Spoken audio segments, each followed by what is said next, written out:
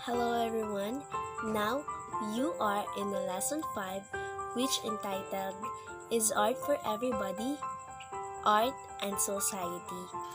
And the learning outcomes of this lesson, at the end of the lesson, the student will be able to define what is art critics and the different strategy on how to critique art, identify the factors in creation and production of art, value the creation and production of art. And now as we go on in our further discussion, we have here our first question, which is, does art really have a direct impact on society? As part of the society, sometimes what hinders us from appreciating art is our poverty. Not in terms of money, but in our awareness of the things that really are valuable than money. Art is a powerful tool. Society as a recipient of the art and what they are trying to engage us in also are part of what circulates around in our art scene. What we consume also dictates what is circulated. Hence, we are an important player in the kind of artistic culture that we have. What we consume has an impact on what we have value as a society. This signifies that the importance of education and in our case, the art education. Now, let's proceed to the next question. For whom should art be made? For a more holistic study of art, it is important to question and to ponder on the forces that influence the creation, circulation, and consumption of art. When we are trying to critique an artwork, a lot of things should be taken into consideration, and in this regard, the reason why it was made, finding an answer, and this can give more value and meaning to work of art and will not just easily dismiss it as boring or grotesque. When it comes to creation and production of art, these are the things or to be considered as the factors of creation and production.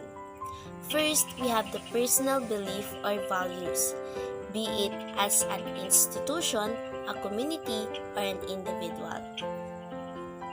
It says that in order for you to critique or to know kung para kanino ba yung gawang art na yun is you have your personal belief.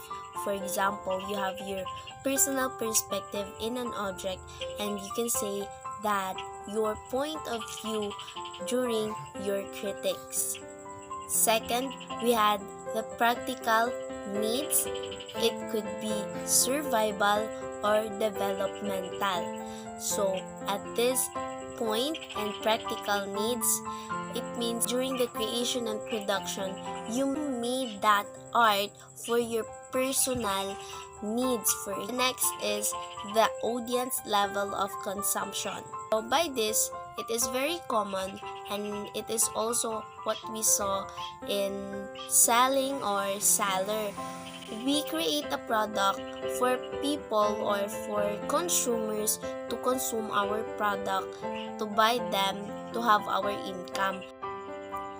These forces can be academic institutions, galleries, museums, rural classes or people, media, church, and even a small group of indigenous people with sets of beliefs and tradition. So first, what is taste? Okay, ayon sa aking nabasa, taste is a sensation ng flavor na napaperceive ng ating bunganga at ng ating lalamunan. So, doon pa lang, alam na natin na taste is associated parate sa pagkain o sa inumin na ating natitikman o nalalasahan. But also, taste is defined as a person's liking, na kung ano yung preference niya sa isang bagay. Actually, napakaraming taste. Taste natin sa pagkain, taste natin sa fashion, taste natin sa music, and even taste with art. So, yes, it can be applied to that. But taste is more concerned with our consumption, where or what we spend our time with, money, and our efforts in. So, this time, we're going to talk about, in our taste test, what do we value? Ano pa yung pinapahalagan natin sa pagpili natin ng mga taste natin? Do they make our lives more comfortable or better? no, like in mentally, emotionally, physically, economically, and even spiritually. So yun po sa isang sikat na author na nasa librong ito na si Alain de Botton, no, when money is aligned with taste, there is sensitivity to what is good and beautiful, as well as true to our rather inarticulate need. Very good results can follow in areas from food to housing and to media. No, na kung saan ang pera daw natin ay kapag resulta siya ng mabuti, no? At maganda sa mga bagay-bagay kagaya ng sa pagkain at sa housing at even din sa media. Ngayon, dumako naman tayo sa isang quick facts. What is an art concert? The definition that is given here is that someone who has broad knowledge and rich understanding of the current art scene, of relative art history, and artistic philosophies. They are experts who can be trusted in having the eye and taste for good art. Expert judge pagdating sa taste, no? Art connoisseurs na yung mahuhusay mag-appreciate at magbigay ng critics pagdating sa arts. How should we know which to value, and in this sense, how to value artworks and products of our culture? Here we can start to understand the role of art critics. These people who use writing as a means of communication are trained in seeing and looking at works of art and judging their value based on a good premises. Yung role po ng art critics ay nakabase rin doon. So, sila po yung mga tao na gumagamit ng pagsusulat sa kung paano sila mag-communicate, magbigay sila ng opinion nila based on the premises. Actually, hindi siya purely opinionated yung pagbibigay nila ng critics sa atin. Sa mga art na ginawa natin is nakabase talaga yun sa nakaset na premises. Sometimes they are also called art connoisseurs. Art critics help us understand and supplement our knowledge of art forms. With their indispensable role, we can better evaluate our tastes and even be wiser in what we consume, not only in art, but in life in general. Art critics, nandyan sila para humusga. Nandyan sila para i-evaluate yung art natin. Para, kung kanina yung art connoisseurs is nag-appreciate, now they're expert in judgment and taste, but in taste in art. Now, in art critics kasi is, sila naman yung humusga, nagbibigay sa atin ng kadalasan unfavorable opinions. Kung art critics ka, specifically art critics, ibig sabihin, maalam ka rin sa art kung ano yung dapat na necessary na dapat na malaman ng mga artist, no? Ikaw yung nagbibigay ng commentary sa art na ginawa nila, kung maganda ba, kung ano yung mga kailangan nilang i-improve sa mga ginawa nila, at kung ano yung dapat nilang malaman since you are an art critics. At kadalasan, sila yung nagsusupply sa atin nitong knowledge na to sa art kasi kinakailangan yun. Although, sometimes in a harsh way, no? Minsan, feel natin na discriminate tayo. Pero, kinakailangan naman kasi talaga na malaman natin yun, even nakakasakit minsan, no? So, yun lang po at maraming salamat. Hello, I am Bailena A. Talipasan and I am the third reporter of Group 4. And I am assigned to discuss to you the introduction of the Chapter 2 entitled as I Am a Filipino But I Don't Know Manasala. We're discovering Philippine art. Philippine art in general is poignant, romantic, and even nostalgic. So when we say poignant, it is painfully affecting the feeling. So kaya nasabing Philippine art is poignant, romantic, and nostalgic kasi lahat ng art ng mga Philippine artists natin is may kanya-kanyang meaning na nadudulot sa atin ng iba't ibang emosyon. And even pag-alala sa mga good and bad memories na nangyari sa Philippines noon. Before we were influenced by Westerners, we were already developing our own sets of culture and values. So bago pa man tayo nasakop or na-influensyahan ng mga dayuhan or ng mga mananakop, may sarili na tayong pinapaunlad na cultures and values such as pagmamano sa mga matatanda, self-respect, hospitality, and many more na talaga namang may pagmamalaki rin natin as a Filipino. During the colonial period, gradually we became infused by foreign influence. In a way, it is quite saddening how the good heritage of old Filipino manners ethics, and even cultural markers like our own baybayin were superimposed by newer trends. So noong nasakop na tayo ng mga dayuhan, unti-unti na tayong naiimpluwensyahan ng mga cultures and values nila. Even yung mga mahalagang cultures and values ng mga Pilipino is napapalitan na ng mga nauusong trends na kanya namang sinusunod ng generation natin ngayon. Most of us, especially in our generation, cultivated the idea that old-fashioned is always good. Even the beautiful way of courtship is gone in the midst of the past. No more haranas, fewer dalagang Pilipinas. Philippine art, on the other hand, has been conscious of these changes and has become a way to reminisce and remember our old virtues and rich roots. That is why it is very important to study art, because it is part of our identity, and that's simply because we have a beautiful culture worth celebrating. Let's proceed to the lesson 1 objectives. How Philippine is Philippine art? A survey on the markers of our artistic culture. First, analyze and critique qualities of Philippine art through some Filipino artists presented. Recognize notable technical characteristics and innovations of Filipino artists. Apply the Filipino subject matter or technique through a simple creative output. The last one is a rendition of Amorsolo's Baguio, artwork by the author.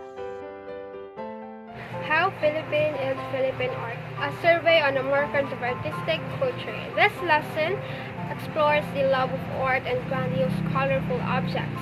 These are so evident in the jeepneys, the colorful decorations of Pahiyas Festival, which is celebrated every May of 15th. Even in clothing and the natural colors and pigments among the Filipinos are actually art lovers.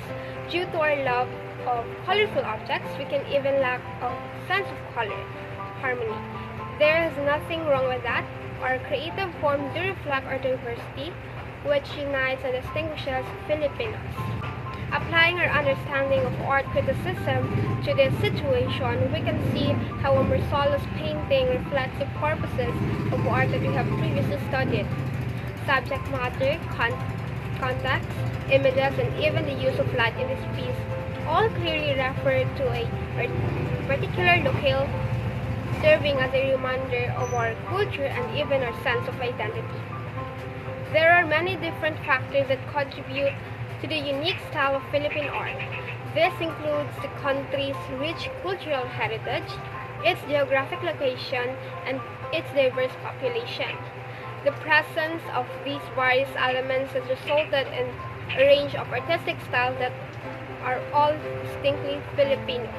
So mostly the Philippine art is promoting the Philippine culture. Art is an essential part of Filipino culture, and it is no surprise that so many talented artists have come from the Philippines. Whether painting abstracts or realistically portraying scenes from everyday life, Filipino artists are important forces in the formation of our national identity. Images and the culture of making artwork has power in itself. These are some notable artists who have captured our Filipino sensibilities in their way. Good day everyone, I am Trezara Alexis Teodando, and today we will talk about Fernando Amorsolo and Vicente Manansala. So let's start first with Fernando Amorsolo.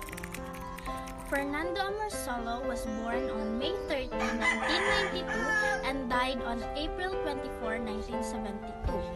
He was a portraitist and painter of rural Philippine landscapes, nicknamed the Grand Old Man of the Philippine art.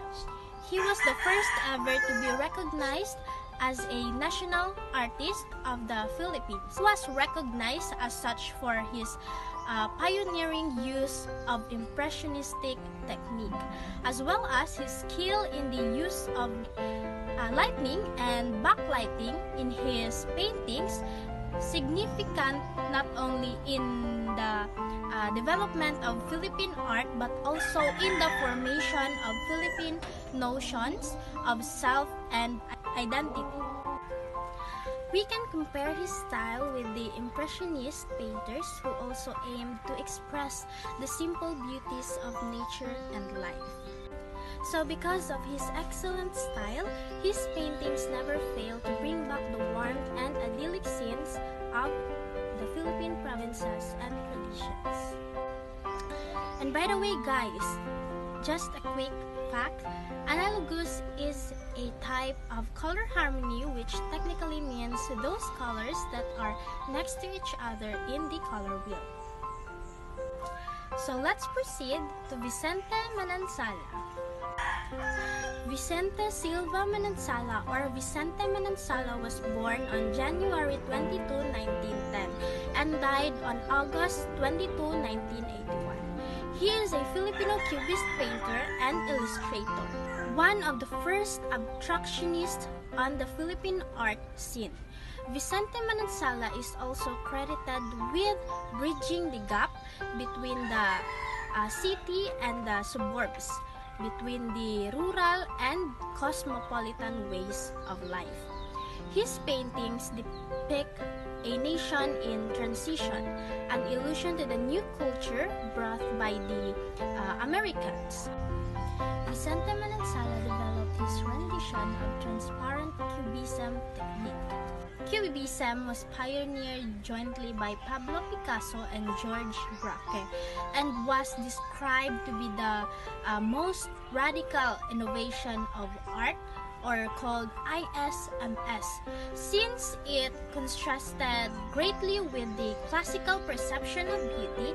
It uses overlapping and multi-perspective geometric shapes and forms of the chosen subject to produce depth.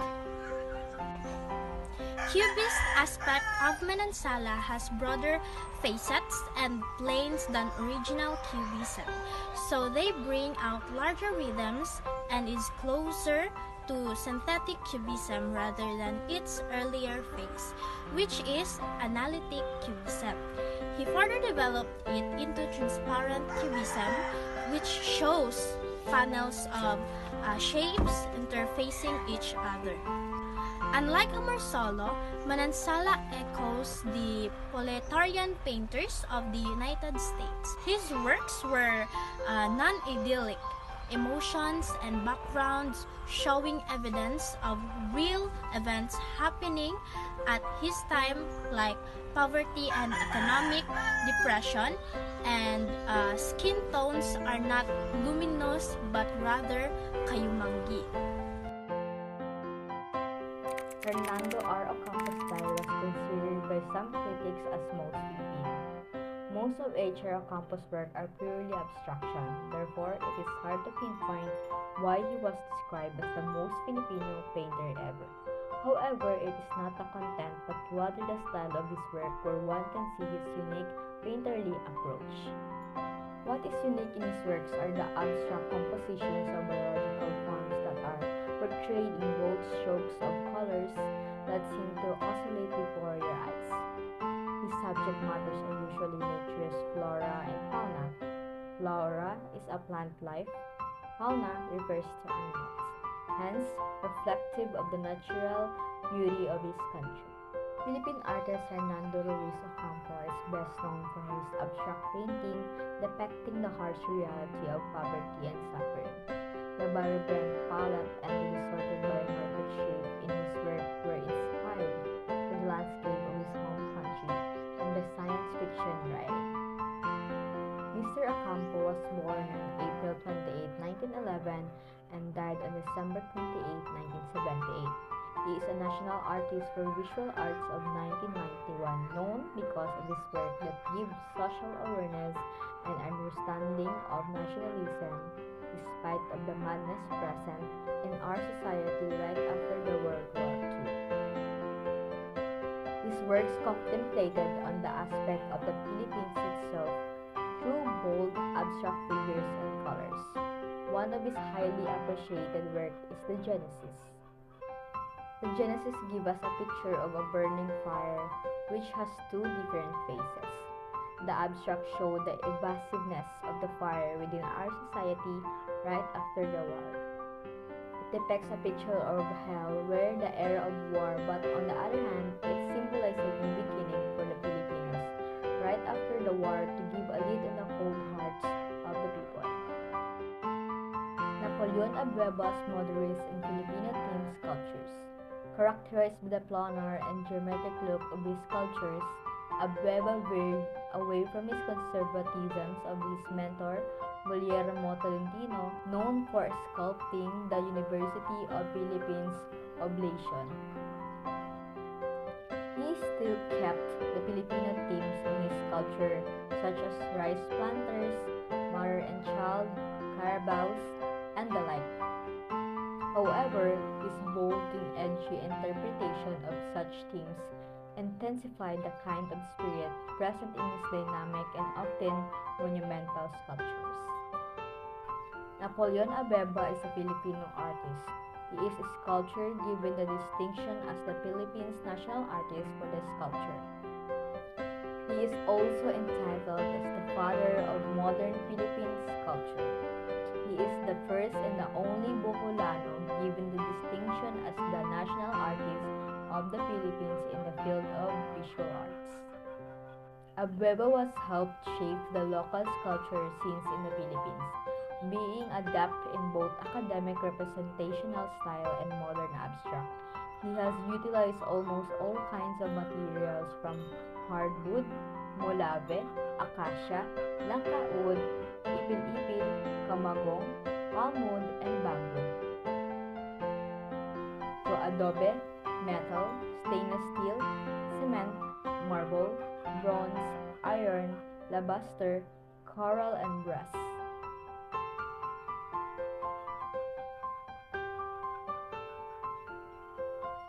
In 1976, he was awarded the status of National Artist of the Philippines by then-President Ferdinand Marcos. He was the youngest recipient of the title at age 46.